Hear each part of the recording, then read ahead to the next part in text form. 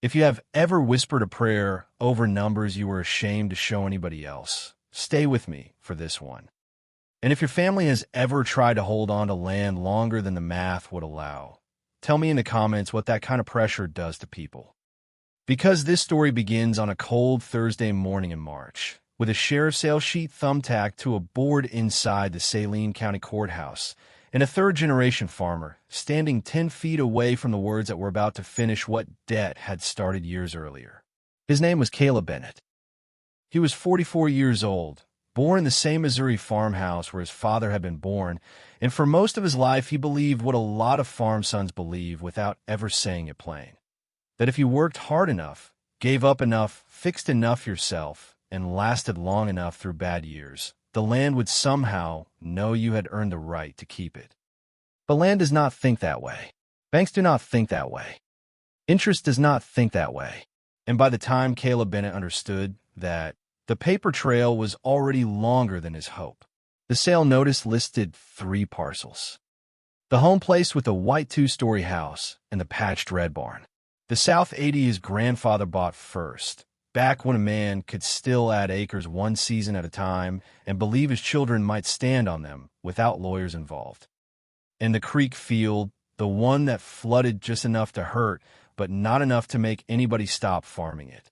Together, those acres were more than property to the Bennetts.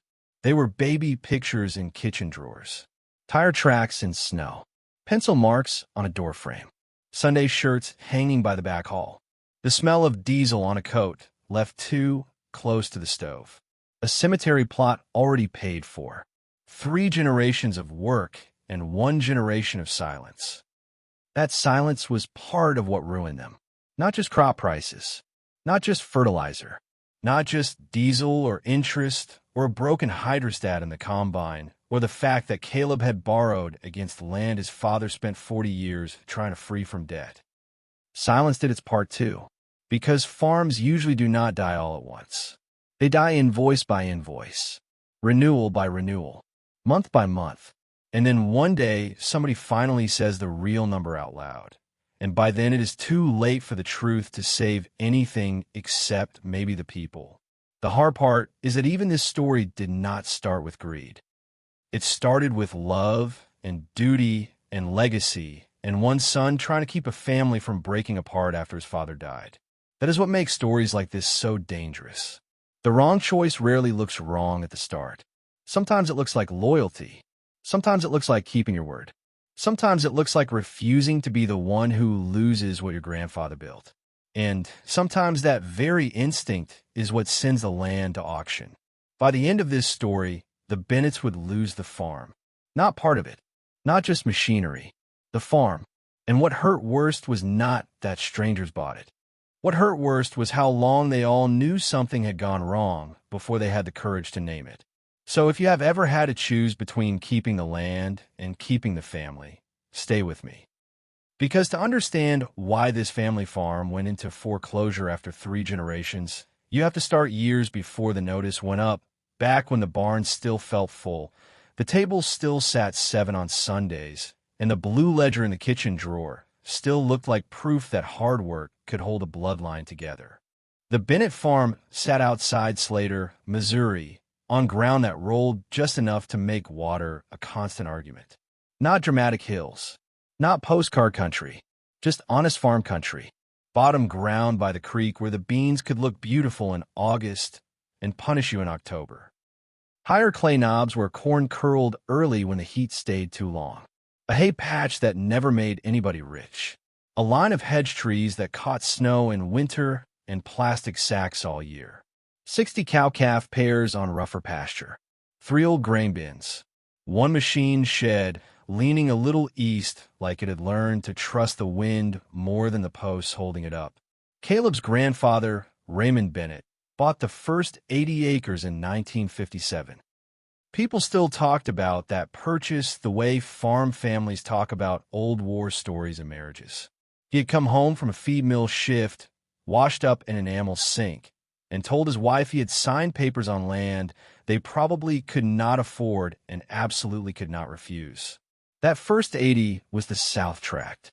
thin in places, stubborn in places, but it was theirs, and Raymond spent the rest of his life writing every expense and every payment into a blue ledger he kept beside the kitchen telephone.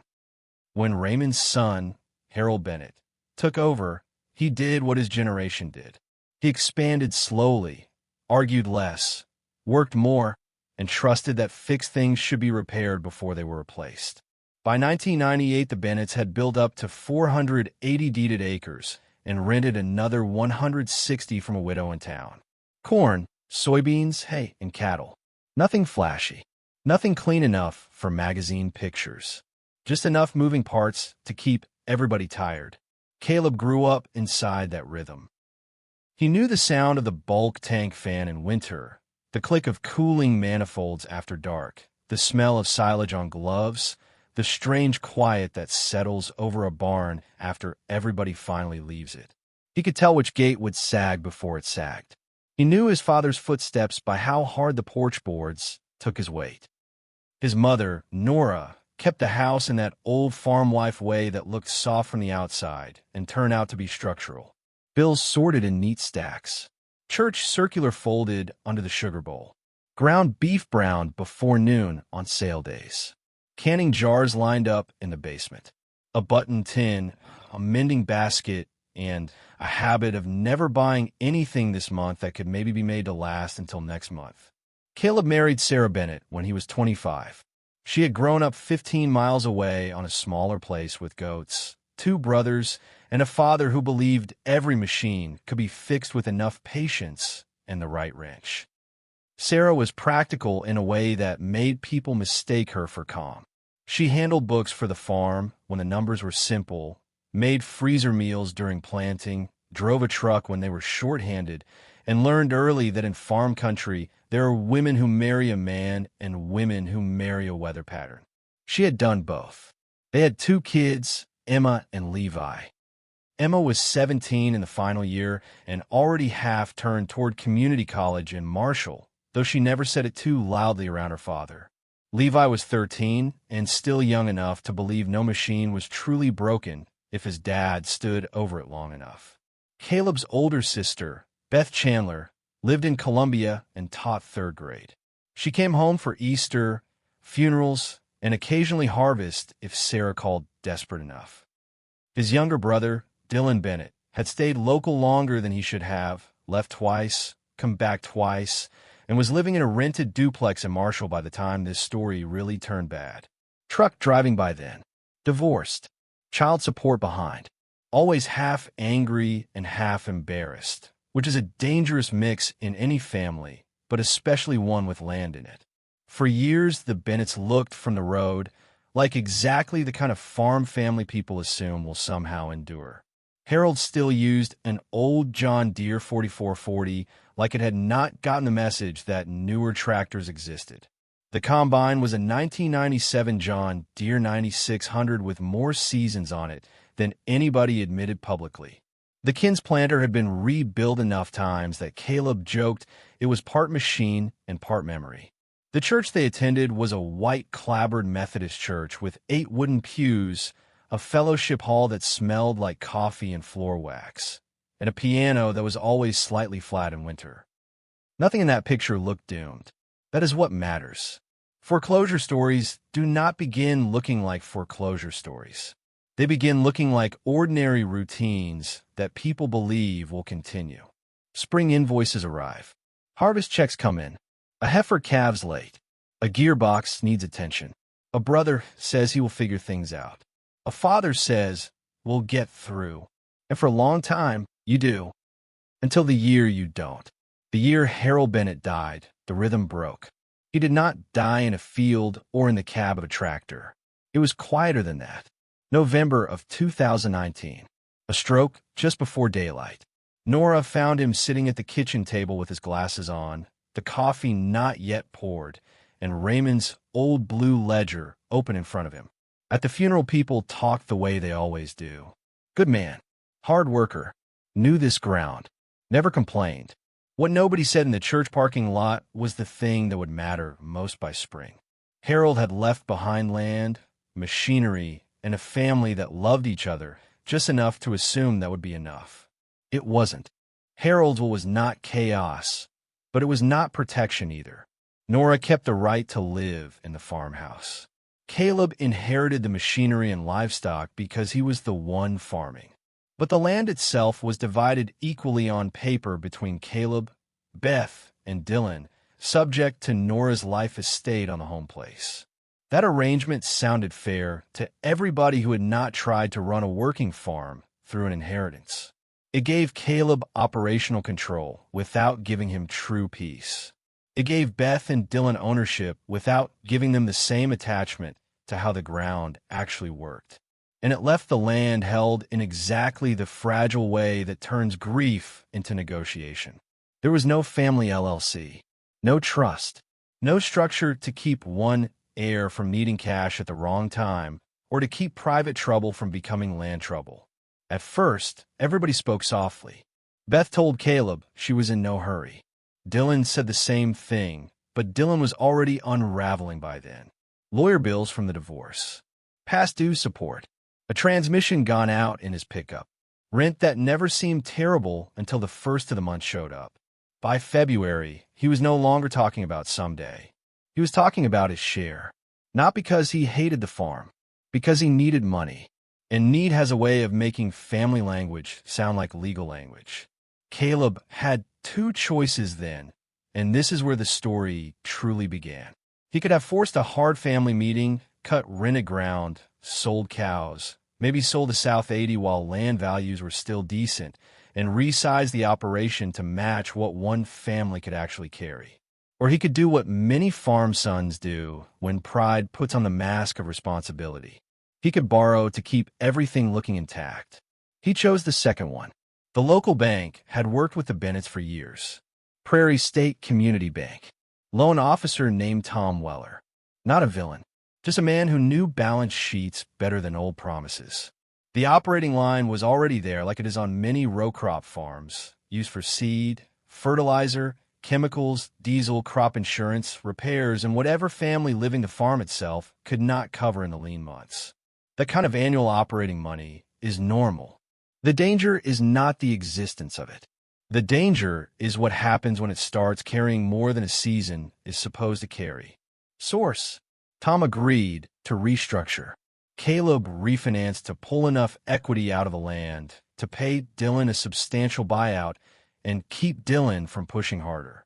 Beth agreed to a slower note between siblings. On paper, it looked survivable. A new real estate note secured by farmland. A renewed operating line. Machinery and crop proceeds tied into the collateral package. The kind of arrangement that can work if weather holds, yields hold, prices hold, and the farmer holding the whole thing together tells the truth early. That last part matters more than most people know. The first year after the restructure was not a disaster. It was worse. It was just close enough.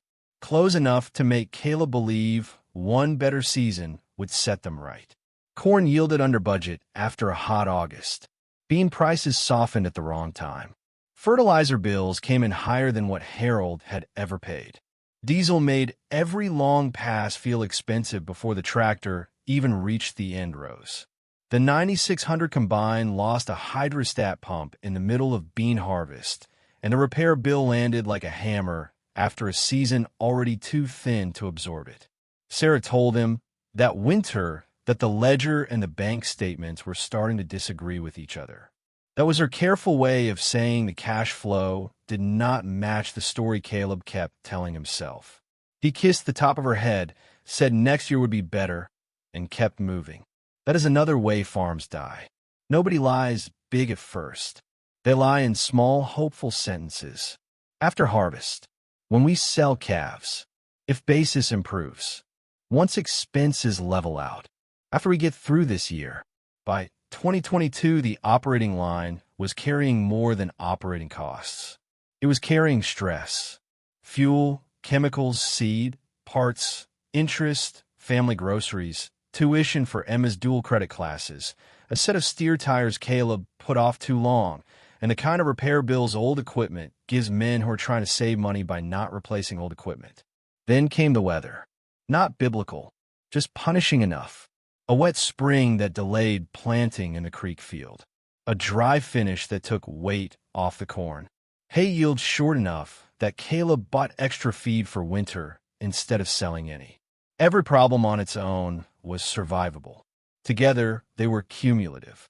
And cumulative is the word that really belongs in most foreclosure stories. Not curse, not catastrophe, cumulative. By the winter of 2023, Tom Weller asked for updated financials, a new operating plan, and a serious conversation about liquidity. That was banker language. What it meant in plain English was this. You cannot keep carrying a full-size farm on shrinking margins, inherited tension, old equipment, and pure willpower. By then, Sarah had gone back to part-time work in town, helping with payroll for a plumbing company 3 mornings a week. Caleb hated that more than he admitted. Not because he looked down on the work, because it meant the farm was no longer carrying the family by itself, and in his mind that felt like public evidence of failure. He started keeping harder things from her after that. Not everything, just enough. The overdue parts bill, the feed account pushed into the next month. The fact that Tom had mentioned selling acreage before the bank would be willing to keep stretching. The fact that the numbers were bad long before anybody said them out loud. And still the barn lights came on every morning. Still calves bawled. Still seed got loaded. Still neighbors waved from county roads. From the outside, the Bennett farm remained exactly what it had always looked like. That was the trap. There was no thunderclap prayer in this story. No sudden verse on a radio at exactly the right second. Faith in the Bennett family was quieter than that. It lived in habits more than speeches. Nora still circled prayer requests in the church bulletin with a blue pen. Sarah still set aside one decent dress for funerals and Easter. Caleb still pulled his cap off in the church parking lot before going inside, even in the years when his mind spent the whole service in a machine shed. The first real spiritual turn came on a January night after Sarah found 3 unopened envelopes tucked beneath the blue ledger in the kitchen drawer. One was for the co-op. One was for a machinery part supplier in Sedalia. One was from the bank. She waited until the kids went upstairs. She laid them on the table between the salt shaker and Raymond Bennett's old ledger and asked Caleb a question so soft it hurt more than if she had yelled. How bad is it really? He did what tired men do when truth feels like surrender. He looked at the envelopes instead of at his wife. Then he said, "It's tight." Sarah nodded once, because farm wives know the translation. Tight meant bad. Bad meant later than it should have been. Later that night, Caleb drove out and parked by the machine shed. The mercury was low enough that the gravel popped under his boots. There was light snow stacked in a hedgerow. The old barn tin clicked in the wind. He sat in the pickup with the engine off and stared at the dark outline of the South 80 beyond the road. That was his grandfather's first piece. That was the parcel Tom had suggested selling. That was the land Caleb had been organizing his whole sense of manhood around not losing. He did pray that night, but not eloquently. Nothing anybody would put on a wall sign. Just the kind of prayer men use when they are too tired to pretend. Help me not lie about it anymore. That was all. No promise followed. No answer in the sky. But something did change. The next Sunday, he and Sarah went to church, and during the final hymn, he did not sing. He just stood there with his hands on the pew in front of him while everybody else's voices rose around him. And for the first time, he understood that wanting to save the farm and being able to save it were not the same thing. Afterward, out in the gravel lot, Nora said she had been praying for peace. Sarah said she had been praying for honesty. Caleb said nothing. Sometimes low-faced stories work that way. The prayer is real. The relief is not immediate. The answer, when it comes, is not rescue. It is clarity, and clarity can feel cruel when it arrives late. If you have ever reached the point where you are no longer asking God for a miracle, only for the courage to face the numbers, you know exactly where Caleb was standing. Remember that feeling, because the next conversation was the one that made this foreclosure real. The meeting took place on a Tuesday morning in February in the back office at Prairie State Community Bank, with a space heater clicking under the window and a legal pad turned sideways in front of Tom Weller. Tom had known the Bennetts for years.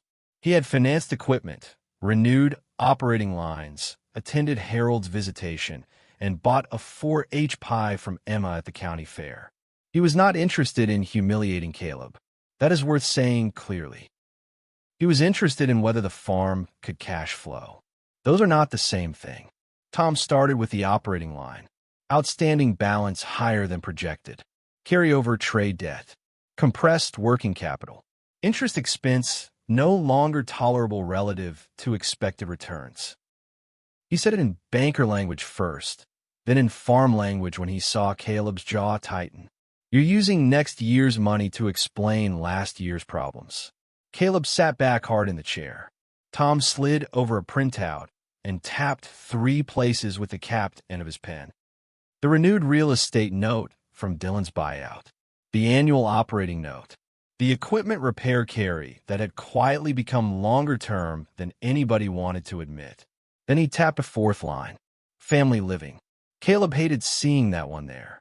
Not because it was inaccurate, because it made groceries and utilities and Emma's school expenses look like weaknesses in the same document with fertilizer and fuel. Tom said the bank would likely renew the operating line one more season only if Caleb took decisive action before planting. Not vague promises. Action. Sell the South 80. Liquidate the cattle herd. Drop the rented 160 from the widow's farm. Move from trying to preserve the full operation to preserving the core. It was rational advice, and it cut straight through 3 generations of Bennett emotion. The South 80 was Raymond's first purchase. The cattle were Harold's pride. The rented ground was part of Caleb's idea of himself as a farmer big enough to matter. Selling any of it felt, to him, like telling the county that the Bennetts had started coming apart. Tom kept his tone level. If you do this now, you may save the home place. May. That was the word Caleb heard and hated. Not can. Not will. May. He asked what happened if he did not. Tom did not soften that answer. If we can't demonstrate a workable path, the bank won't keep extending unsecured hope. Then, after a pause, and if payments are missed on the real estate side, this leaves credit work and becomes legal work. There it was. Not yelled. Not theatrical. Just real. Legal work. Foreclosure never starts with an auctioneer's voice. It starts with phrases like that, spoken across desks by people who still know your mother's name. Caleb drove home with the printouts folded on the passenger seat. He passed the South 80 twice before turning into the lane. The stalks had been worked under weeks earlier, but he could still picture Raymond there in old stories, stepping off rows and talking about land the way some men talk about scripture. At supper, Sarah knew immediately the meeting had gone bad. Not for what he said, from how slowly he took off his coat. He told her the bank wanted acreage sold. She closed her eyes for a second and asked, "How soon?" "Before planting, if we want them to renew clean. And if we don't," he looked at the table. That was enough of an answer. Later that night, Beth joined by speakerphone. Dylan came over in person, smelling faintly of cigarette smoke and diesel from his truck route. Nora sat at the end of the table with both hands around a mug gone cold. Caleb explained the proposal. Sell the South 80. Sell the cows. Keep the house, bins, and the best contiguous ground. It should have been the kind of practical family conversation that saved something. Instead, it turned into the conversation that exposed what was already cracked underneath.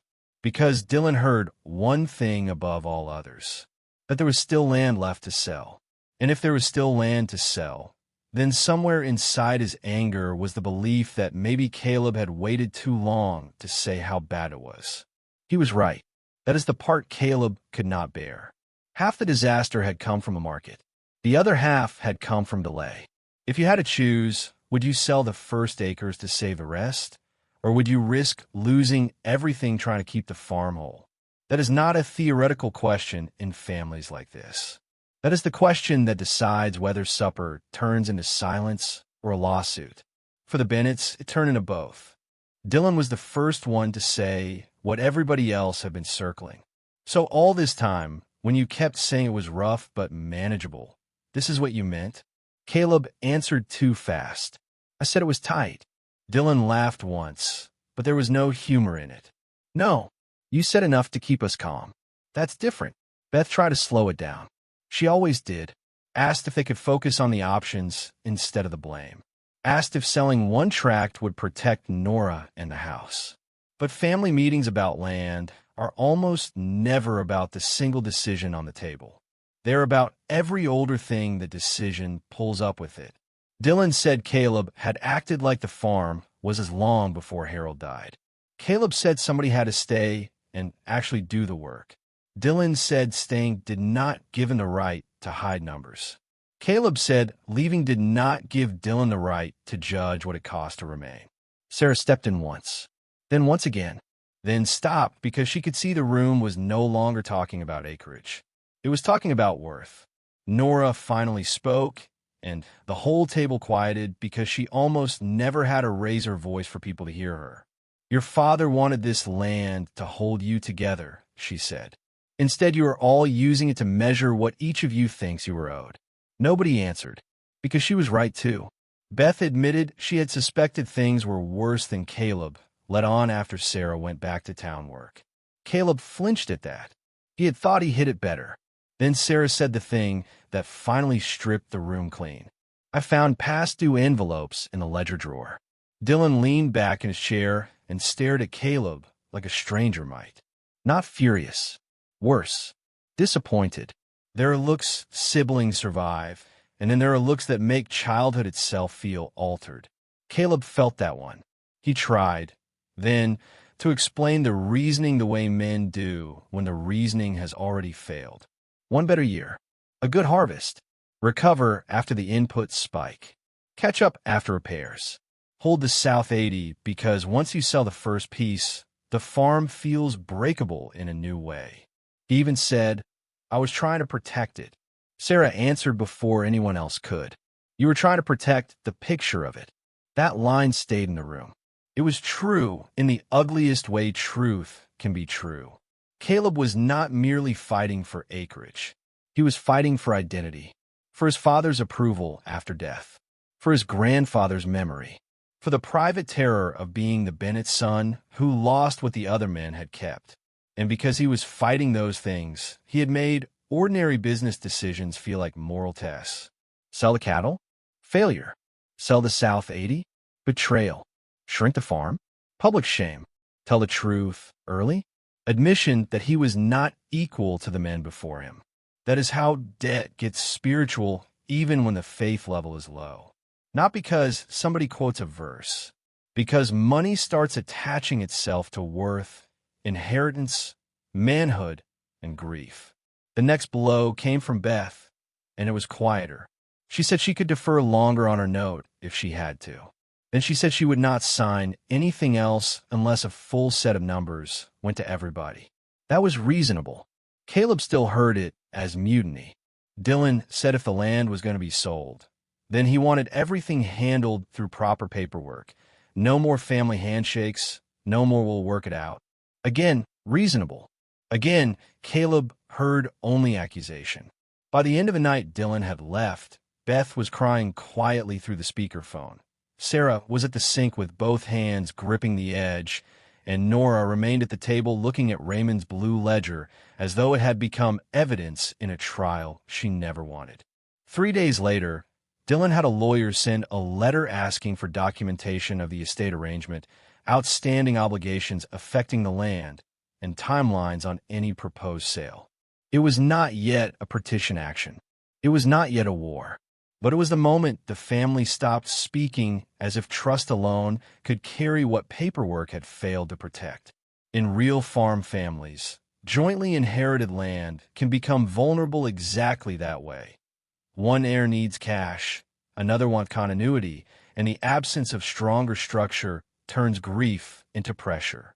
Source: Caleb took the letter out to the machine shed and read it sitting on an overturned bucket beside the 4440. Levi found him there and asked if the planter would be ready by April. Caleb looked at his son's face, still young enough to ask practical questions before emotional ones, and said, "I hope so." That night, he opened the blue ledger. Raymond's handwriting filled the earliest pages. Neat, narrow, disciplined. Seed, twine, vet bill, principal paid, interest paid, calf sold, note balance. Harold's entries came later, broader and less careful. Caleb's were the messiest. And then, somewhere in the last 2 years, the entries thinned out. That told the whole story by itself. When the numbers stopped being written cleanly, the farm had already begun to disappear. Have you ever watched a family keep talking around the truth because saying it plainly felt like breaking something sacred? That was the Bennett kitchen by late winter. And the planting season was still coming whether they were ready or not. The Bennetts did not do nothing. That is important. Stories like this lose their honesty when people collapse too easily. They fought, just not cleanly and not early enough. Sarah sold her horse trailer and never mentioned buying another one. The cattle herd was cut back, though not as far as Tom had advised. Caleb sold 18 pairs and told himself the rest were necessary to maintain cash flow, though the truth was simpler. His father's cattle leaving the place felt like another death he could not absorb yet. Beth came home one Saturday in March with banker boxes and spent 6 hours at the dining room table sorting old tax returns, grain settlement sheets, repair invoices, and land documents. Nora took over the kids more often, packing Levi's lunch when Caleb forgot and pretending not to notice when Emma stayed later in town because the house felt too tense. Caleb met with Tom again and proposed a compromise. Sell the rented ground from the widow's place. List the creek field separately after planting. Stretch accounts payable. Renew 1 more year. Tom listened and then said the sentence that finished hope as a strategy. You're still trying to buy time with assets that time is already consuming. The bank would not renew under that proposal. Not fully. There might be a short extension while acreage was listed, but not another season built on promises. By then, seed decisions had to be made. Fertilizer had to be paid for or reduced. Insurance deadlines did not care about family arguments. Repairs still showed up when machines broke, not when emotions settled. Caleb planted anyway. That was his final large mistake. Not because planting was irrational on a farm, because he planted as if a legal and financial storm were not already moving faster than the weather. He put corn in the better ground and beans in the rest. Hired no extra help. Worked longer days to save labor. Patched a hydraulic hose himself that should have been replaced entirely. Charged inputs he did not have margin to carry. Told Sarah he just needed the crop in before they made irreversible decisions. But irreversible decisions had already started. In April, the bank's attorney sent a formal default notice tied to missed payment terms under the restructured real estate note. It was not yet the final hammer, but it moved the matter from relationship to process. That distinction matters in real life. Once a distressed loan shifts from negotiation into legal procedure, the tone changes.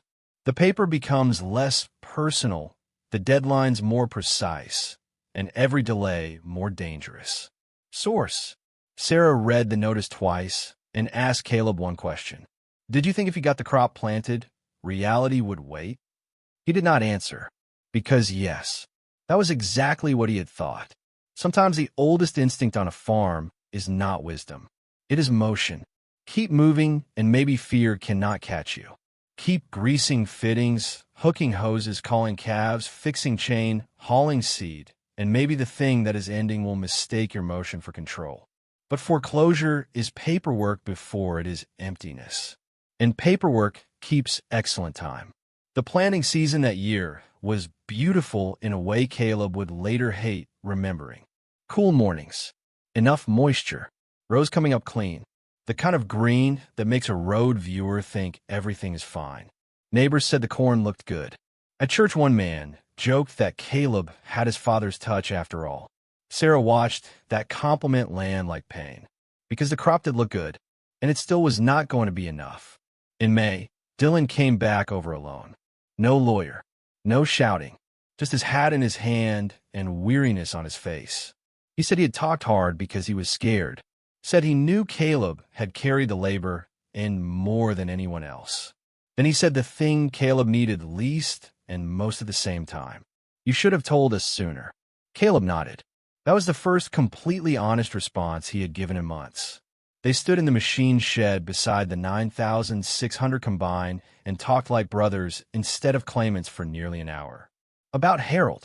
About the way Raymond used to sharpen pencils with a knife.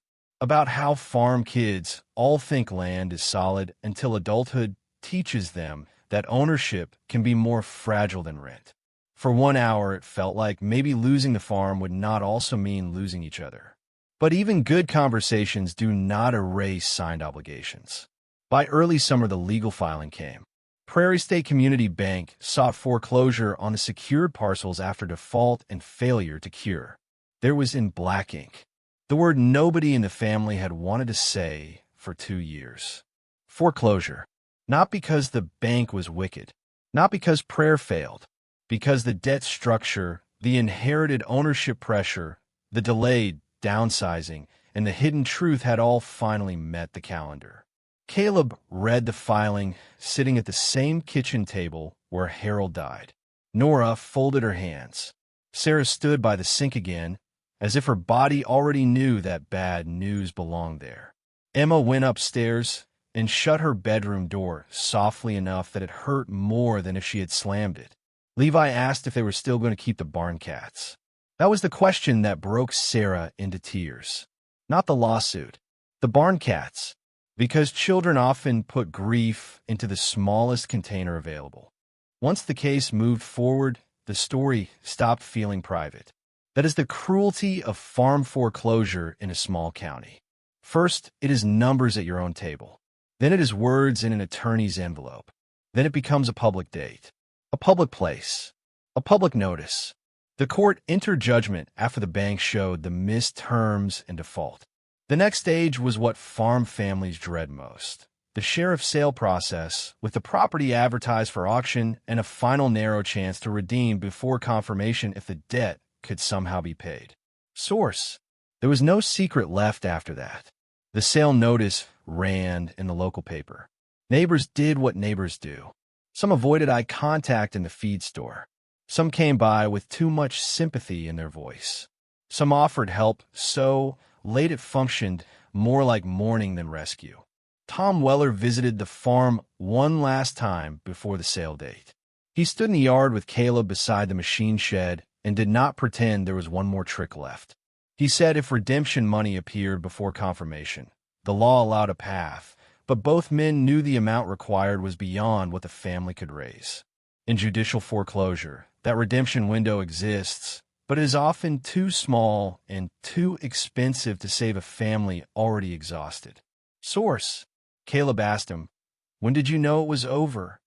Tom took too long to answer for it to be comfortable. When selling one tract could still have saved the rest, and nobody could agree to do it. That was the truest sentence in the whole story. The turning point had not been the lawsuit. It had not even been the missed payment. It had been a moment preservation required pain, and the family chose delay instead.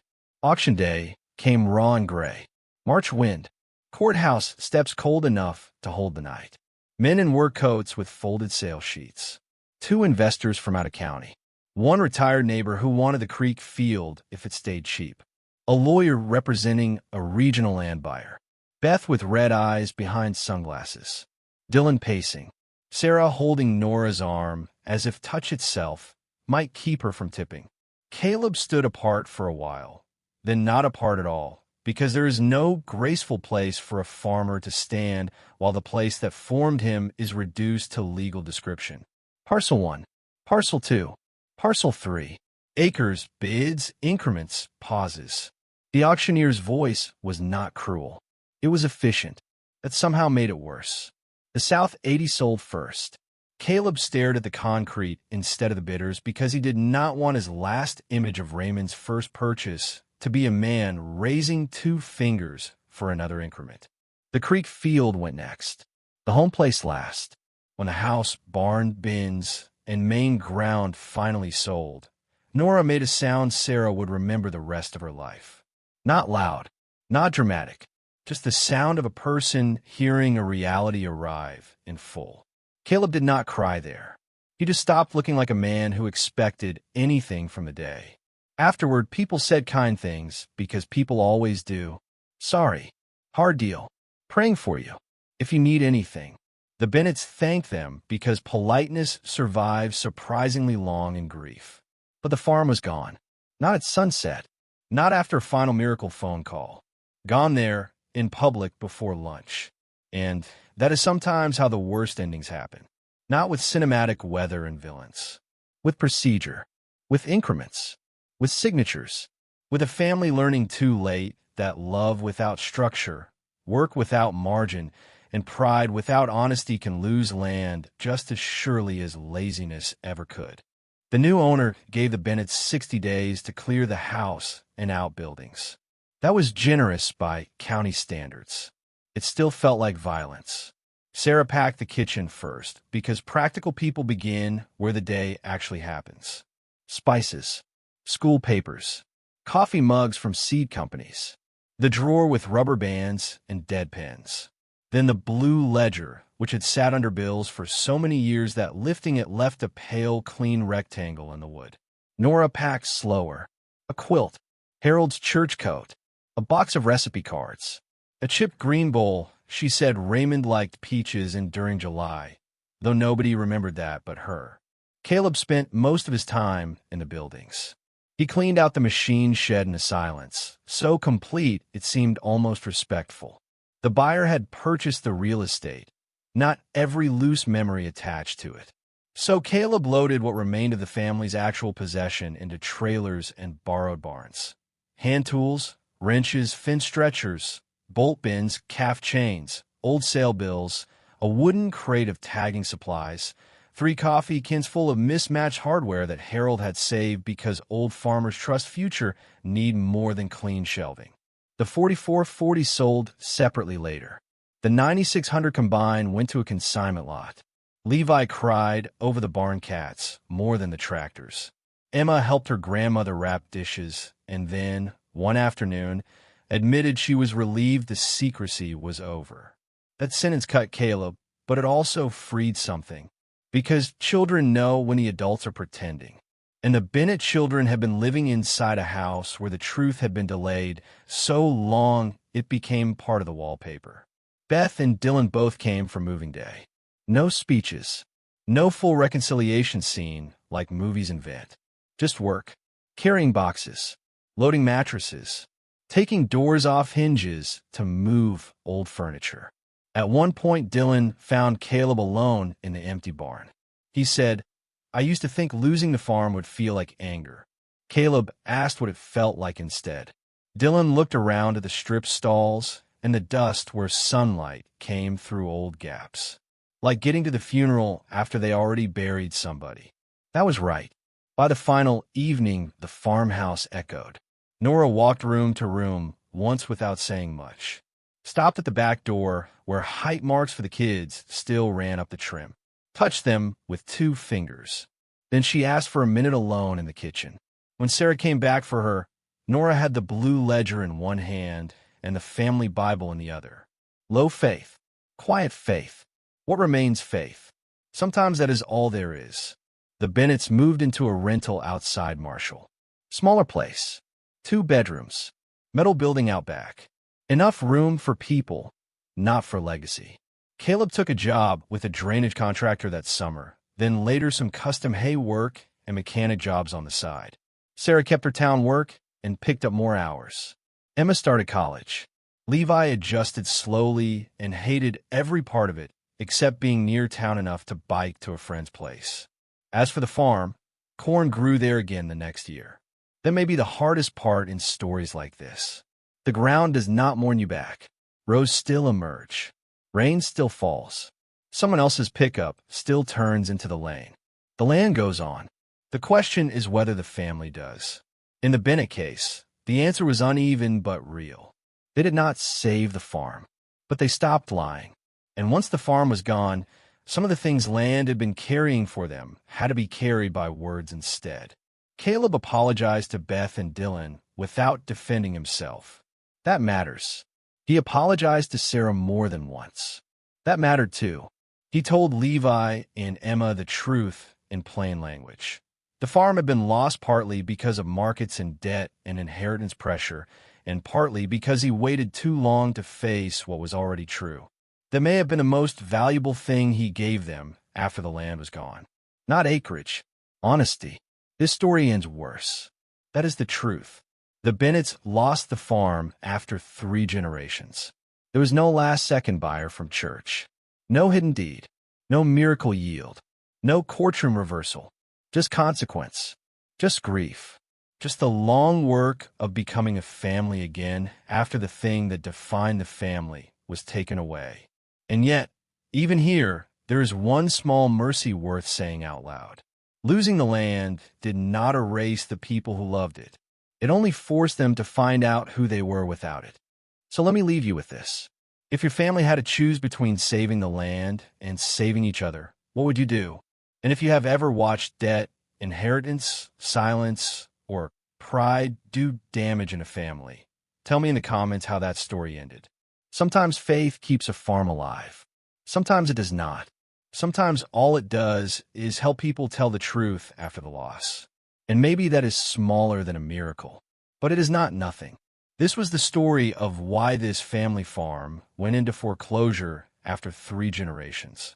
Not because they did not love it, because love, by itself, was not enough to carry what the numbers, the paperwork, and the silence had already made too heavy.